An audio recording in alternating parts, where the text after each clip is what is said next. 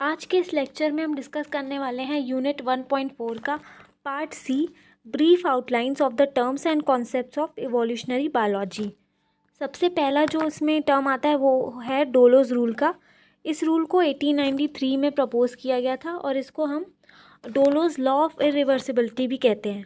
Irreversibility का मतलब होता है कि ऐसी चीज़ जो कि वापस से रिवर्स ना हो पाए।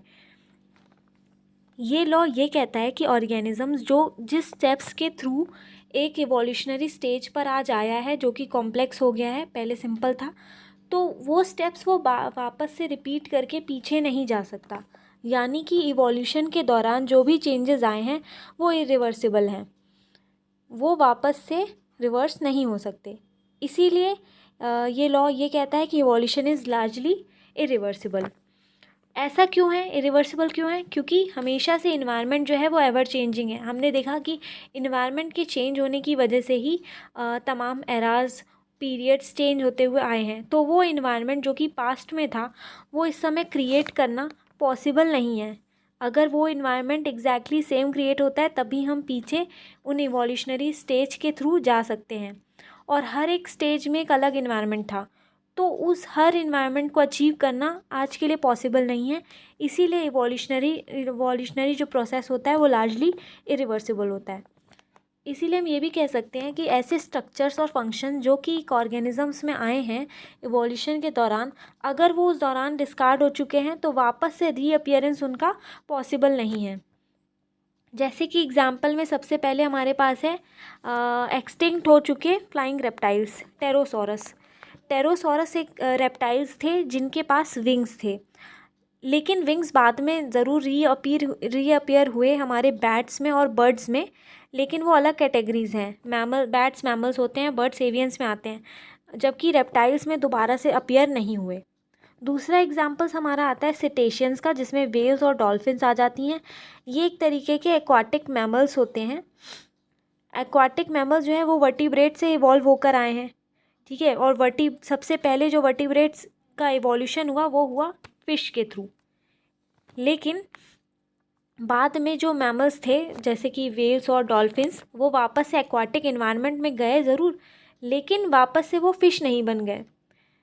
दे retain some of their terrestrial features as air breathing lung. जब वो एक्वाटिक इन्वायरमेंट में गए तो कुछ टेरेस्ट्रियल फीचर्स जो थे वो अभी भी उनके थे, जैसे कि एयर ब्रीदिंग लंग्स था उनके पास। साथ ही साथ जो उनके आज हमें वो देखने में हमें फ़िश जैसे ज़रूर लगते हैं, लेकिन उनमें फिन्स की जगह फ्लिपर्स होते हैं और स्ट्रीमलाइन शेप होता है, जो कि एनालॉगस है फ़िश के शेप के साथ। लेकिन हम वो फ़िश का शेप जो है जिस वजह से वो उनके पास नहीं है, ठीक है। फ़िश का शेप जो है वो अलग वजह से है और जो वेल्स और डॉल्फिन्स में शेप्स है वो अलग वजह से है। एनालॉगस है, एनालॉगस मतलब देखने में सेम है बट उनकी जो इंटरनल स्ट्रक्चर है वो सेम नहीं है।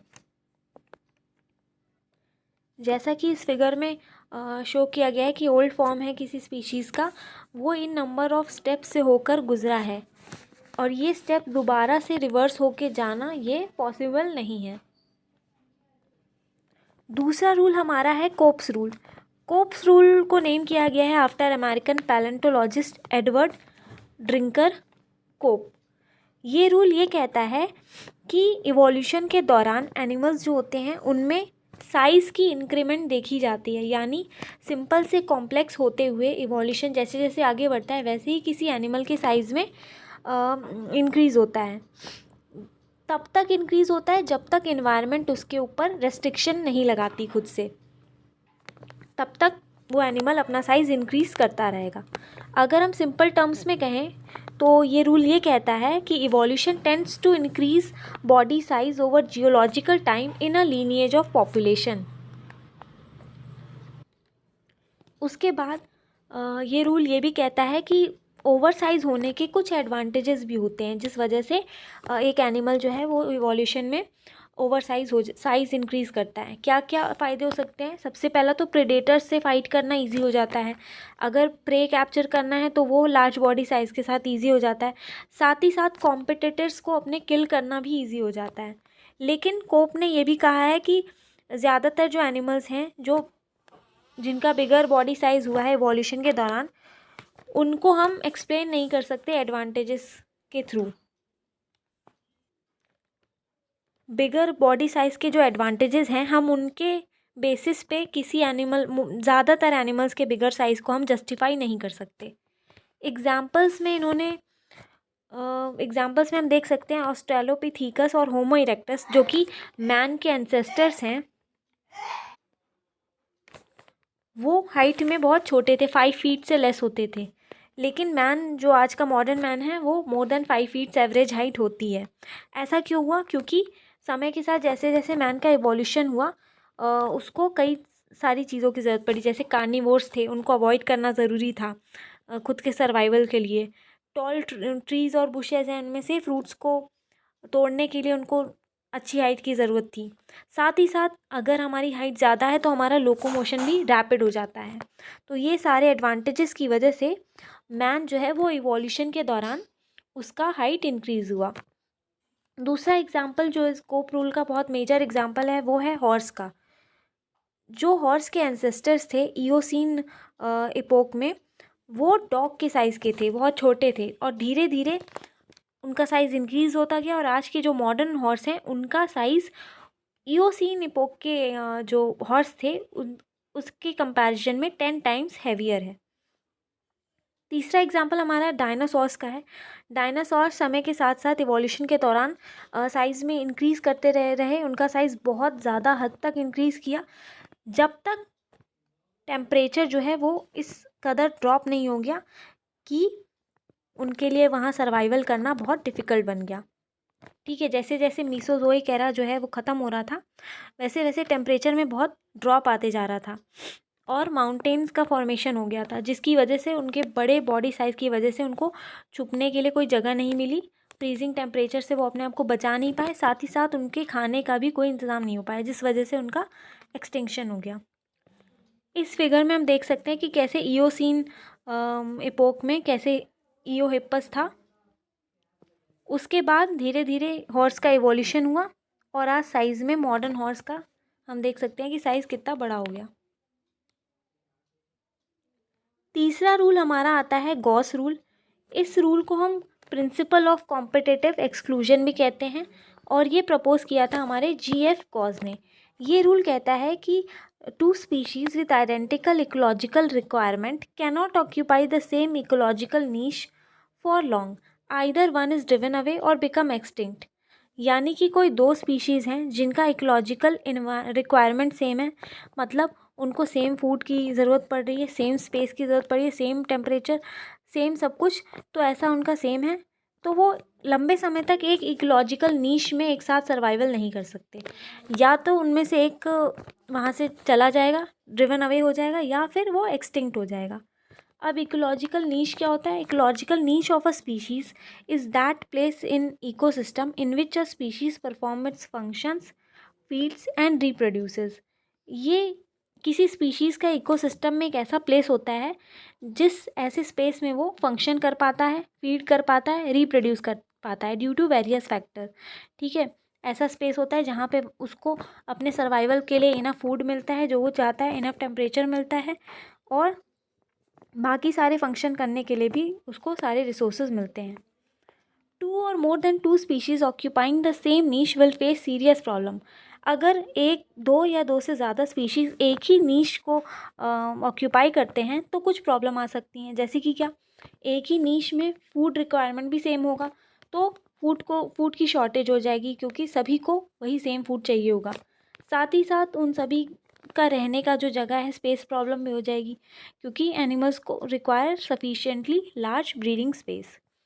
Such adaptive strategy adopted by organism to reduce the other to the point of extinction is called competitive exclusion. अब ये जब ऑर्गेनिज्म जो दो स्पीशीज़ के हैं जो एक ही इकोलॉजिकल नीश में रह रहे हैं, आपस में रहने के लिए इन दोनों के बीच में कंपटीशन होने लगेगा।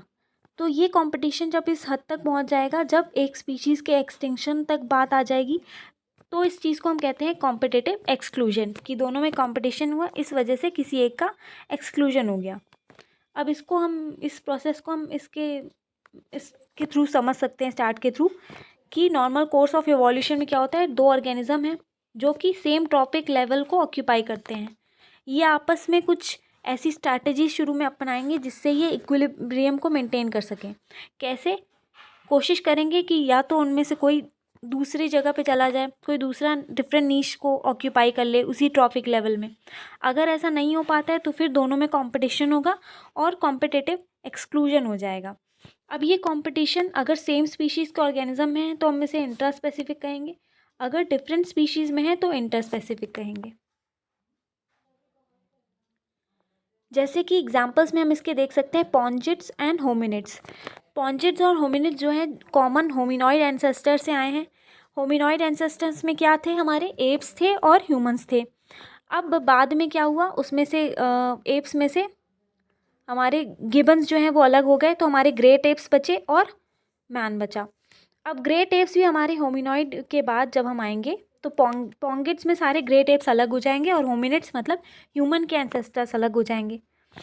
तो इन दोनों में हम ये पाएंगे कि दोनों की सेम रिक्वायरमेंट थी। तो बाद में इन लोगों ने, पॉन्गिड्स ने फॉरेस्ट को ऑक्यूपाई कर लिया जबकि होमिनिड्स ने फॉरेस्ट छोड़ के ग्रासलैंड की तरफ मूव कर गए। तो इस तरीके से इन दोनों में कॉम्पिटिटिव एक्सक्लूजन होने से बच गया। ठीक है, दोनों ने ऑल्टरनेटिव स्ट्रैटेजी अपनाई, जो कि हमने पीछे देखा था कि वो दूसरी स्ट्रैटेजी अपनाएंगे जिससे कि इक्विलिब्रियम मेंटेन हो सके। दूसरा एग्जाम्पल इसका है हमारा पैरामीशियम ऑरेलिया और पैरामीशियम कॉर्डेटम। ये दोनों पैरामीशियम की ही स्पीशीज़ हैं जो कि सेम ट्रॉफिक लेवल को ऑक्यूपाई करती हैं और एक दूसरे के साथ कंपटीशन करती हैं। जब हमने इन दोनों को एक साथ कल्चर करके देखा, पहले सेपरेटली कल्चर किया तो ये पाया कि दोनों ही प्रॉस्पर कर रही हैं, लेकिन जब साथ में कल्चर किया तो हमने ये देखा कि कॉर्डेटम जो स्पीशीज़ है वो अल्टीमेटली एलिमिनेट हो जाता है और ऑरेलिया सर्वाइव कर जाता है। यानी कि कॉर्डेटम जो स्पीशीज़ थी उसका कॉम्पिटिटिव एक्सक्लूजन हो गया। ठीक है, जब कल्चर हमने कराया तो इसी में हमने कॉर्डेटम स्पीशीज़ को भी रखा और ऑरेलिया स्पीशीज़ को भी रखा, साथ ही साथ कुछ कल्चर मीडियम भी रख दिया। दोनों ने फीड किया, फीडिंग के लिए दोनों में कंपटीशन हुआ। कुछ समय बाद क्या हुआ, कॉर्डेटम की जो नंबर थे वो बहुत ही ज़्यादा रिड्यूस करते गए धीरे धीरे, सिर्फ ऑरेलिया उस मीडियम में बचा। जैसा इस फिगर में देखिए, कॉर्डेटम की जो नंबर थे वो धीरे धीरे डिक्रीज़ होते चले गए जबकि ऑरेलिया के इंक्रीज़ होते चले गए। अब बाकी के जो बचे कॉन्सेप्ट हैं पैरेललिज्म, कन्वर्जेंस, अडैप्टिव रेडिएशन और मोज़ेक इवोल्यूशन, वो हम कल के लेक्चर में करेंगे।